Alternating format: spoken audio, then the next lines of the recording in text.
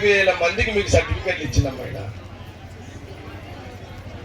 నేను 2014లో ఓడిపోయినప్పుడు సదాశివపేటలో కాంగ్రెస్ కంటే బీఆర్ఎస్కి 3,000 ఓట్లు మెజార్టీ ఇచ్చారు.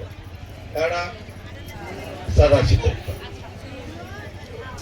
నేను సదాశివపేటలకు ఫ్లాట్లు ఇచ్చి ఇళ్ళ కబ్జా ఇచ్చి మీకు ఇస్తే మీరంటే మీరు కాదు, మీ ఊరోళ్ళే 3,000 ఫరక్తో నన్ను ఓడగొట్టుకున్నారు. నేను అడిగిన ఏమడిగినంటే మనం ఏమైందిరా బాబు అని అంటే, ఏం చేద్దామన్నారు. ఒకరోజు ముందు వాళ్ళు వచ్చిర్రు, 1000 రూపాయలు ఇచ్చారు అందరికి స్లమ్లలో, ఒక పాటలు ఇచ్చారు, దానికి ఓట్లు వేసారన్నా మనమేం చేస్తాము అని వాళ్ళు అన్నారు. అంటే ఇప్పుడు ఈ రోజు ఈడ మీకు ఒక మాట అడుగుతున్నా. ఈ జాగ 80 గజాల జాగ వాల్యూ ఎంతనా చెరువు? ఇప్పుడు 5 లక్షల ప్లాట్. ఈడ 80 గజాలంటే 5 లక్షల ప్లాట్. ఓకే, నేను ఇది 5 లక్షల ప్లాట్, ఖరీదైన ప్లాట్ మీకు ఇచ్చిన జాగ కూడా ఇచ్చిన. మీకు ఇచ్చిన కొన్ని నెలలకి మీకు ఎలక్షన్స్ వచ్చినాయి.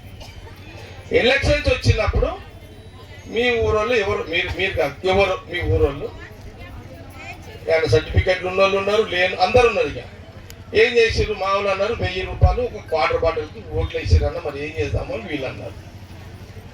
ఆ రోజు 1000 రూపాయలకు ఒక క్వార్టర్ అయితే ఇప్పుడు అప్పుడైతే క్వార్టరు 200, అప్పుడు 80 రూపాయలు. క్వార్టర్ 80 రూపాయలు.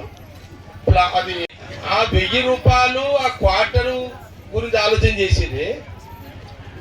మరి ఈ 5 లక్షల గురించి ఎందుకు ఆలోచన చేయలేదు మీరు ఆ రోజు? ఆ 1000 రూపాయలకు ఆ క్వార్టర్కి మీరు ఆలోచన చేయకపోయి ఉంటే, నేను ఆ రోజు ఎమ్మెల్యేగా ఉండుంటే మీరు కబ్జాలో ఉండేటోళ్ళు కదా. ఈ రోజు ఈ ప్లాట్ 5 లక్షలు మీద ఇట్లనే ఉంటుండే కదా. మరి ఆ రోజు ఏమైనాయి మీ బుర్రలన్నీ?